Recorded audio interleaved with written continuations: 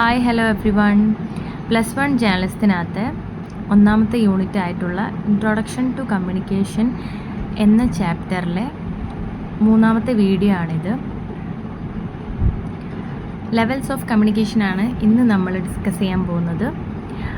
Depending on the number and nature of persons involved, communication attains different levels and in some cases requires various technologies.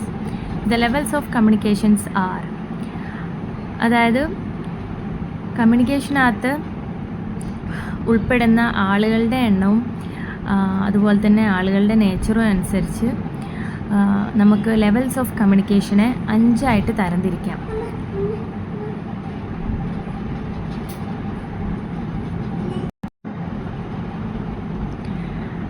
ഒന്ന് intrapersonal communication, 2 interpersonal communication, 3 group communication, 4 public communication, 5 mass communication. ഇത്തരത്തിൽ 5 levels of കമ്മ്യൂണിക്കേഷനാണ് നമുക്കുള്ളത്. First one, intrapersonal communication.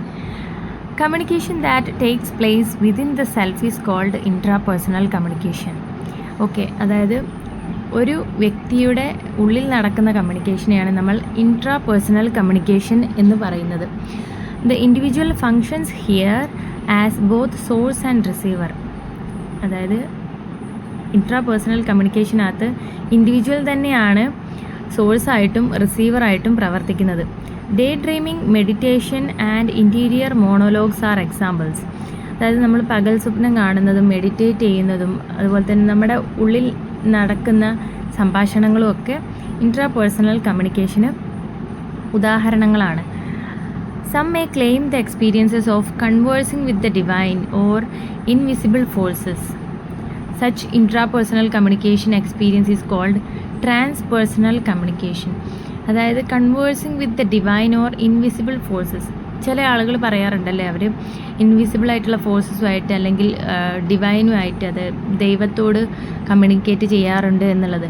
അത്തരത്തിലുള്ള intrapersonal communication എക്സ്പീരിയൻസിനെ നമ്മൾ transpersonal communication എന്നാണ് പറയുന്നത്. അപ്പോൾ ആ വേർഡ് ഒന്ന് ഓർത്ത് വെക്കുക കേട്ടോ. Transpersonal communication which means conversing with the divine or invisible forces. Okay,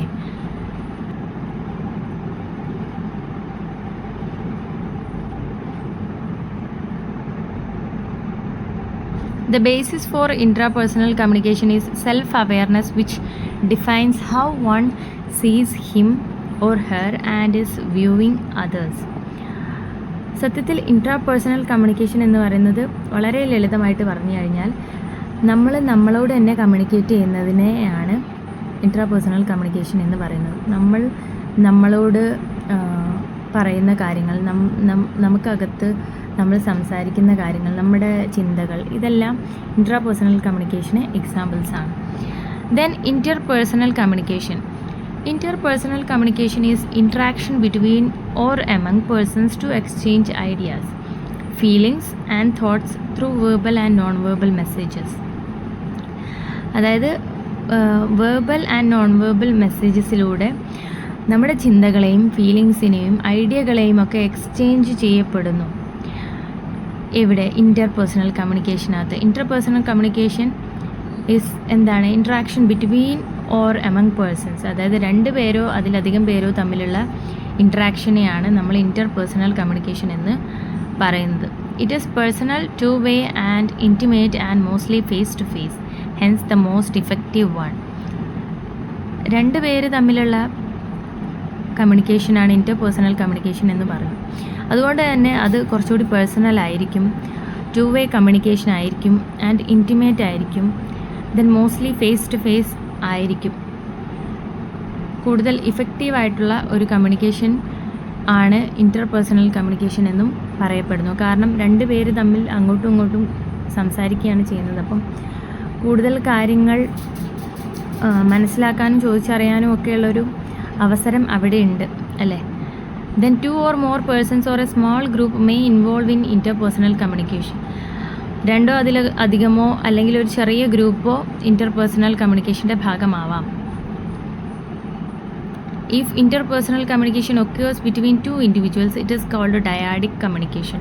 അതായത് രണ്ട് വ്യക്തികൾ മാത്രം തമ്മിലുള്ള കമ്മ്യൂണിക്കേഷൻ ആണെങ്കിൽ അതിനെ ഡയാഡിക് കമ്മ്യൂണിക്കേഷൻ എന്നും പറയുന്നു.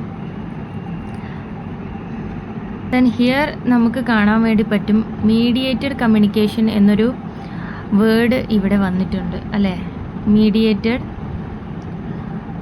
Mediated interpersonal communication, okay, which involves technology that assists or links the sender and receiver of messages. കുറച്ച് മാഞ്ഞു പോയിട്ടുണ്ട്. മെസ്സേജസ്, അതായത് മീഡിയേറ്റഡ് ഇന്റർപേഴ്സണൽ കമ്മ്യൂണിക്കേഷൻ എന്ന് പറഞ്ഞാൽ എന്താണ്? ഇന്റർപേഴ്സണൽ കമ്മ്യൂണിക്കേഷൻ എന്ന് പറഞ്ഞാൽ രണ്ടുപേര് തമ്മിലുള്ള കമ്മ്യൂണിക്കേഷൻ അല്ലെങ്കിൽ രണ്ടോ അതിലധികമോ പേര് കമ്മ്യൂണിക്കേറ്റ് ചെയ്യുന്നതിനെയാണ് ഇന്റർപേഴ്സണൽ കമ്മ്യൂണിക്കേഷൻ എന്ന് പറയുന്നത്. മീഡിയേറ്റഡ് ഇന്റർപേഴ്സണൽ കമ്മ്യൂണിക്കേഷൻ എന്ന് പറയുമ്പോഴത്തേക്ക് അതിനകത്ത് എന്തെങ്കിലും തരത്തിലുള്ള ടെക്നോളജി ഇൻവോൾവ് ആയിട്ടുണ്ടാവും. For example telephone conversation, internet chatting, then video talk calls are examples of mediated interpersonal communication. അപ്പോൾ അത് ഒന്ന് ഓർത്ത് വെക്കുക കേട്ടോ.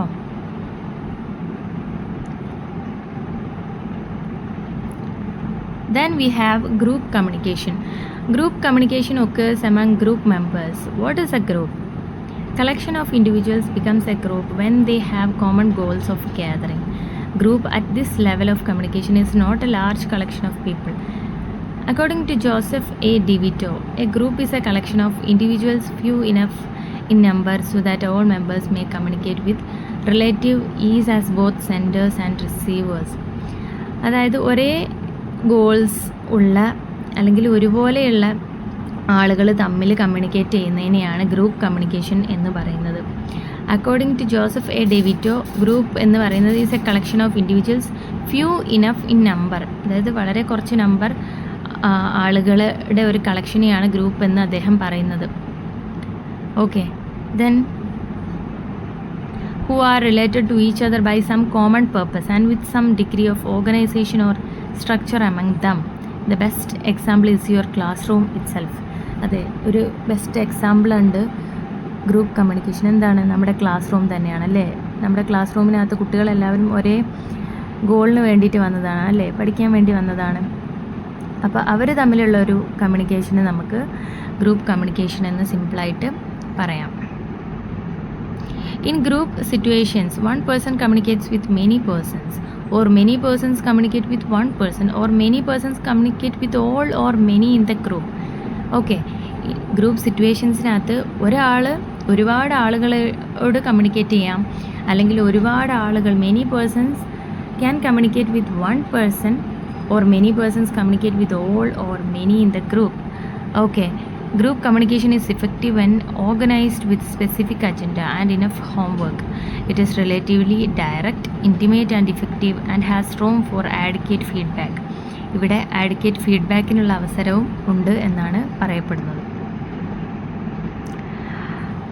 അടുത്തത് നമുക്ക് നോക്കാം പബ്ലിക് കമ്മ്യൂണിക്കേഷൻ. എന്താണ് public communication?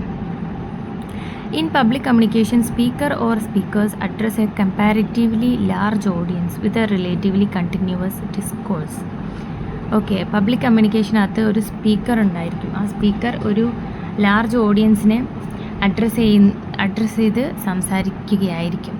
In a face to face or mediated situation, ഒരു ഫേസ് ടു ഫേസ് എന്നുള്ള രീതിയിലാവാം, അല്ലെങ്കിൽ ഒരു മീഡിയേറ്റഡ് സിറ്റുവേഷനിലാവാം. Okay, then general body meetings of organizations and public gatherings organized by political parties are examples of face to face public communication. Okay, അതായത് ഓർഗനൈസേഷനകത്ത് നടക്കുന്ന general body മീറ്റിങ്ങുകളും അതുപോലെ തന്നെ പൊളിറ്റിക്കൽ പാർട്ടീസ് നടത്തുന്ന ഓർഗനൈസ് ചെയ്യുന്ന ഗ്യാതറിങ്സും ഒക്കെ നമുക്ക് പബ്ലിക് കമ്മ്യൂണിക്കേഷൻ എക്സാമ്പിളായിട്ട് പറയാൻ പറ്റും. ഇവിടെ ഫേസ് ടു ഫേസ് കമ്മ്യൂണിക്കേഷനാണ് നടക്കുന്നത്, അല്ലെങ്കിൽ ഒരു മീഡിയേറ്റഡ് കമ്മ്യൂണിക്കേഷൻ അല്ലെങ്കിൽ ഒരു മീഡിയേറ്റഡ് സിറ്റുവേഷനിലുള്ള കമ്മ്യൂണിക്കേഷൻ ആയിരിക്കും നടക്കുന്നത്. Okay, now with the advance of technology, teleconferencing and video conferencing facilities are widely used for public communication. നമുക്കറിയാവുന്നതാണ്, ടെക്നോളജിയുടെ അഡ്വാൻസോട് കൂടിയിട്ട് നമുക്ക് ടെലികോൺഫറൻസിംഗ് ഒക്കെ ഇപ്പോൾ നടക്കാവുന്നതാണ്. വീഡിയോ കോൺഫറൻസിങ് വഴിയൊക്കെ ഇത്തരത്തിൽ പബ്ലിക് കമ്മ്യൂണിക്കേഷൻ നടത്താവുന്നതാണ്.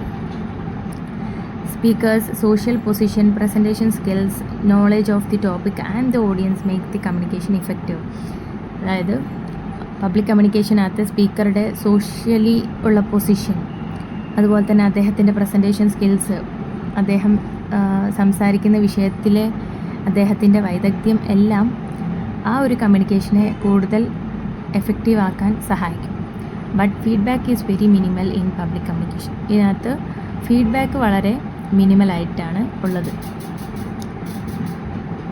Then mass communication.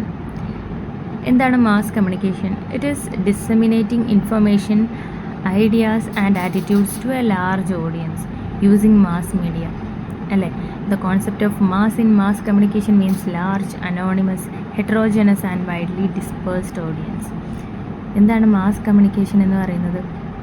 ഒരു ലാർജ് ഓഡിയൻസിലേക്ക്, അല്ലേ, മാസ് മീഡിയ ഉപയോഗിച്ചുകൊണ്ട് ഒരു ലാർജ് ഓഡിയൻസിലേക്ക് നമ്മുടെ ഇൻഫർമേഷൻ, ഐഡിയാസ് ആൻഡ് ആറ്റിറ്റ്യൂഡ്സ് ഡിസെമിനേറ്റ് ചെയ്യുന്ന, അതായത് ഡെലിവർ ചെയ്യുന്ന ഒരു പ്രോസസ്സാണ് മാസ് കമ്മ്യൂണിക്കേഷൻ എന്ന് പറയുന്നത്. ഇതിനകത്ത് മാസ് എന്ന് പറയുന്നത് മീൻസ് ലാർജ് ആയിട്ടുള്ള, വളരെ വിപുലമായിട്ടുള്ള, വ്യത്യസ്ത തലത്തിലുള്ള ആളുകളായിരിക്കും, അല്ലേ? അത്തരത്തിലുള്ള ഹെട്രോജനസ് ആയിട്ടുള്ള ആൻഡ് വൈഡ്ലി ഡിസ്പേഴ്സ്ഡ് ആയിട്ടുള്ള ഓഡിയൻസ് ആയിരിക്കും മാസ് കമ്മ്യൂണിക്കേഷനകത്ത് റിസീവേഴ്സ് എന്ന് പറയുന്നത്. The mass may be constituted by different unorganized societies based on language, culture, ethnicity, profession, religion, etc. അല്ലേ? ഡിഫറെൻ്റ് ആയിട്ടുള്ള ലാംഗ്വേജ് സംസാരിക്കുന്ന, ഡിഫറെൻ്റ് ആയിട്ടുള്ള കൾച്ചറുള്ള, എത്നിസിറ്റിയുള്ള, പ്രൊഫഷനുള്ള, റിലീജിയനുള്ള ആളുകളായിരിക്കും ഇതിനകത്ത് മാസ് എന്ന് പറയുന്നത്. And mass media refers to the channels of communications such as newspapers, magazines, television, radio, film and multimedia websites. Okay, ഇത്തരത്തിൽ mass media communication എങ്ങനെയാണ് നടക്കുന്നത്?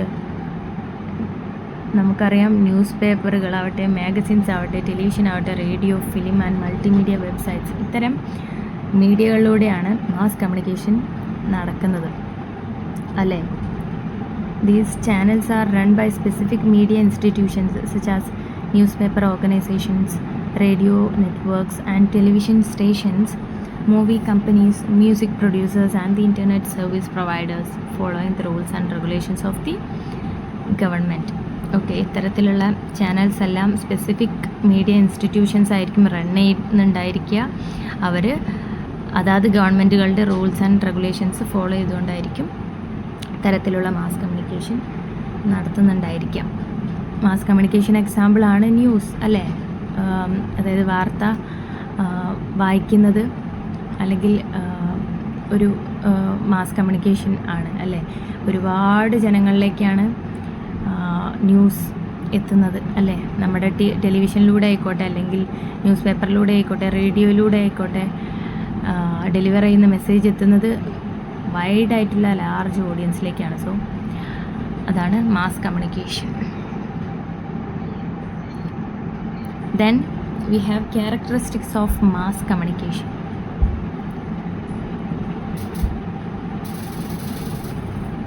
Any communication originated from a source and received by many people in different places is known as mass communication. നമ്മൾ നേരത്തെ പറഞ്ഞതുപോലെ തന്നെയാണ്, അതായത് ഒരു സോഴ്സിൽ നിന്നും ഒരു ലാർജ് ഓഡിയൻസിലേക്ക് എത്തുന്ന കമ്മ്യൂണിക്കേഷനെയാണ് നമ്മൾ മാസ് കമ്മ്യൂണിക്കേഷൻ എന്ന് പറയുന്നത്. Quick and simultaneous delivery of messages to the larger audience is the unique feature of mass communication, അല്ലേ?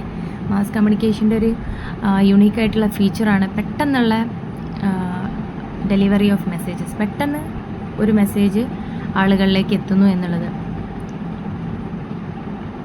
In mass communication, the most essential component is mass medium that disseminate messages to large audience worldwide simultaneously in a responsible and systematic way. വളരെ ഉത്തരവാദിത്തപരമായിട്ടും അതുപോലെ തന്നെ systematic ആയിട്ടും വളരെ പെട്ടെന്ന് ഒരു message ലാർജായിട്ടുള്ള ഓഡിയൻസിലേക്ക് എത്തുന്നു എന്നുള്ളത് തന്നെയാണ് മാസ് മീഡിയത്തിൻ്റെ ഒരു എസെൻഷ്യൽ കോമ്പണൻ്റ് ആയിട്ട് വരുന്നത്. Okay, mass media system is a complex entity which involves advanced technology, rules and regulations, codes and ethics, business interests and social responsibility. Like എന്താണ് മാസ് മീഡിയ സിസ്റ്റം ഒരു complex ആയിട്ടുള്ള എൻറ്റിറ്റിയാണ് അല്ലേ. Advanced ടെക്നോളജിയും rules and റെഗുലേഷൻസും codes and ethics business interest ഇതെല്ലാം ഒത്തുചേരുന്ന അല്ലെങ്കിൽ ഇതെല്ലാം ഉൾപ്പെട്ടിട്ടുള്ള ഒരു സിസ്റ്റമാണ് മാസ് മീഡിയ എന്നുള്ളത്. By delivering messages worldwide simultaneously, mass communication offers a public experience, ensuring everyone access to mass media. അല്ലേ, വേൾഡ് വൈഡ്, അതായത് ലോകം മുഴുവൻ ഒരുപോലെ നമ്മൾ മെസ്സേജസ് ഡെലിവർ ചെയ്യുന്നതിലൂടെ മാസ് കമ്മ്യൂണിക്കേഷൻ എന്താണ് ഓഫർ ചെയ്യുന്നത്? പബ്ലിക്കിന്, അതായത് everyone are access to mass media എന്നുള്ളൊരു എക്സ്പീരിയൻസ് അഷ്വർ ചെയ്യുന്നുണ്ട് അല്ലേ. എല്ലാവർക്കും ഒരുപോലെ ഒരു മെസ്സേജ് എത്തുന്നുണ്ട്, എല്ലാവരിലേക്കും അത് എത്തുന്നുണ്ട് എന്നുള്ളത് എൻഷുർ ചെയ്യുന്നുണ്ട്. Depending on his or her economic power, literacy level and willingness അല്ലേ. എത്തുന്നുണ്ടോ ഇല്ലയോ എന്നുള്ളത് അവരുടെ വില്ലിങ്നെസ്സും അതുപോലെ തന്നെ അവരുടെ ലിറ്ററസി ലെവലും അല്ലേ, അവരുടെ എക്കണോമിക് പവറും ഒക്കെ അനുസരിച്ചിരിക്കും. Then most often we form our opinion on public issues taking ideas from mass media.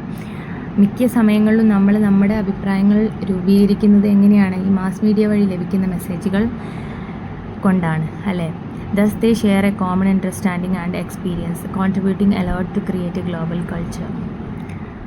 Then in mass communication, messages are not delivered directly from source to receivers. ഇത് ഇമ്പോർട്ടൻ്റ് ആയിട്ടുള്ള ഒരു ടേമാണ് നമ്മൾ പഠിച്ചു പോവേണ്ടത്. എന്താണ് ആ ടേം? ഗേറ്റ് കീപ്പിംഗ് അല്ലേ. എന്താണ് gate keeping? That is A process അല്ലേ. എന്ത് പ്രോസസ്സാണ്? It's A filtering process. അതായത് മാസ് കമ്മ്യൂണിക്കേഷനകത്ത്, അതായത് മാസ് മീഡിയയിൽ നിന്നും വരുന്ന മെസ്സേജുകൾ ഒരു ലാർജർ ഓഡിയൻസിലേക്ക് എത്തുന്നു എന്ന് നമ്മൾ പറഞ്ഞു. അത് ഡയറക്റ്റായിട്ട് പെട്ടെന്ന് തന്നെ എത്തുന്ന ഒന്നാണോ? അതായത് ഒരു ന്യൂസ് മാസ് മീഡിയയ്ക്ക് കിട്ടിക്കഴിഞ്ഞു അത് അപ്പം തന്നെ അതുപോലെ ഡെലിവർ ചെയ്യുന്നതാണോ? അല്ല, അത് ഒരുപാട് ഫിൽറ്ററിങ് പ്രോസസ്സിലൂടെ കടന്നു പോകുന്നുണ്ട് അല്ലേ. ഒരു പ്രൊഫഷണൽ ടീം തന്നെയുണ്ട്, comprising of reporters, editors and regulators like sensor boards. എല്ലാവരും ഉള്ള ഒരു പ്രൊഫഷണൽ ടീമാണ് ഇതിൻ്റെ പിറകിലുള്ളത്. അപ്പോൾ മാസ് മീഡിയ മെസ്സേജസ് എല്ലാം ഒരു ലാർജർ ഓഡിയൻസിലേക്ക് എത്തുന്നതിന് മുൻപ് ഫിൽട്ടർ ചെയ്യപ്പെടുന്ന പ്രക്രിയയെയാണ് ഗേറ്റ് കീപ്പിംഗ് എന്നുള്ളത് കൊണ്ട് അർത്ഥമാക്കുന്നത്. Then people consider mass media as authentic information sources. തീർച്ചയായിട്ടും ആളുകൾ മാസ് മീഡിയനെ ഒരു ആധികാരികമായിട്ടുള്ള ഇൻഫർമേഷൻ സോഴ്സായിട്ട് തന്നെയാണ് കൺസിഡർ ചെയ്യുന്നത്. Thus, mass media messages have the power to force people to think in favor or against an idea, ideology, product, fashion and lifestyle. ഇത്തരത്തിൽ mass media മെസ്സേജുകൾക്ക് ഒരു ആളുകളെ ചിന്തിപ്പിക്കുന്നതിനും അല്ലെങ്കിൽ ഏതെങ്കിലും ഒരു ആശയത്തിനെതിരെ പ്രവർത്തിക്കാനും അല്ലെങ്കിൽ എതിരെ ഒരു അഭിപ്രായം കൊണ്ടുവരാൻ അല്ലെങ്കിൽ അനുകൂലമായിട്ടൊരു അഭിപ്രായം കൊണ്ടുവരാൻ, ഒരു ഐഡിയോളജീനെ അനുകൂലിക്കാൻ അല്ലെങ്കിൽ പ്രതികൂലിക്കാൻ, ഒരു പ്രൊഡക്റ്റിനെ സ്വീകരിക്കാൻ അല്ലെങ്കിൽ നിരാകരിക്കാൻ, ഒരു ഫാഷൻ അല്ലെങ്കിൽ ഒരു ലൈഫ് സ്റ്റൈലിനെ ചേർത്ത് പിടിക്കാൻ ഒക്കെയുള്ള അല്ലെങ്കിൽ അതിനെതിരെ നിൽക്കാൻ ഒക്കെയുള്ള ഒരു പവർ ടു ഫോഴ്സ്, അതായത് ഒരു പവറുണ്ട് മാസ് മീഡിയ മെസ്സേജുകൾക്ക് എന്നാണ് പറയുന്നത്. However, it may be remembered that the mass media messages are perishable and exhaust immediately after use.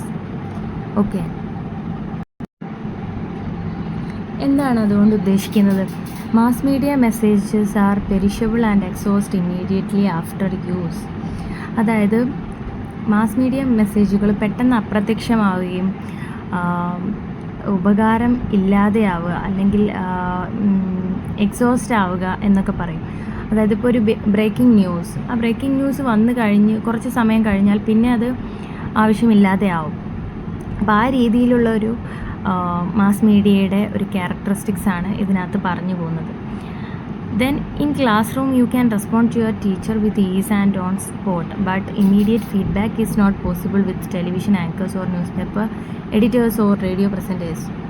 അതൊരു ക്യാരക്ടറിസ്റ്റിക്സ് ആണ്. അതെ, നമ്മുടെ ക്ലാസ് റൂമിനകത്ത് നമുക്ക് നമ്മുടെ ടീച്ചറുമായിട്ട് പെട്ടെന്ന് ഓൺ ദി സ്പോട്ടിൽ റെസ്പോണ്ട് ചെയ്യാൻ കഴിയും അല്ലെങ്കിൽ ഫീഡ്ബാക്ക് കൊടുക്കാൻ വേണ്ടി സാധിക്കും. പക്ഷേ ടെലിവിഷൻ ആങ്കേഴ്സിനോടോ അല്ലെങ്കിൽ അല്ലെങ്കിൽ അവരുടെ വാർത്തയോട് പ്രതികരിക്കാൻ നമുക്ക് ഓൺ ദ സ്പോട്ടിൽ പറ്റിക്കൊള്ളണം എന്നില്ല. നമുക്ക് വേണമെങ്കിൽ ഒരു എഡിറ്ററിന് ഒരു ലെറ്റർ എഴുതാം, പക്ഷേ അത് it will take some hours to get it published. Okay, so അതാണ് ഒരു ഡിലേയ്ഡ് ഫീഡ്ബാക്കാണ് ഒരു ക്യാരക്ടറിസ്റ്റിക്സ് എന്ന് പറയുന്നത്.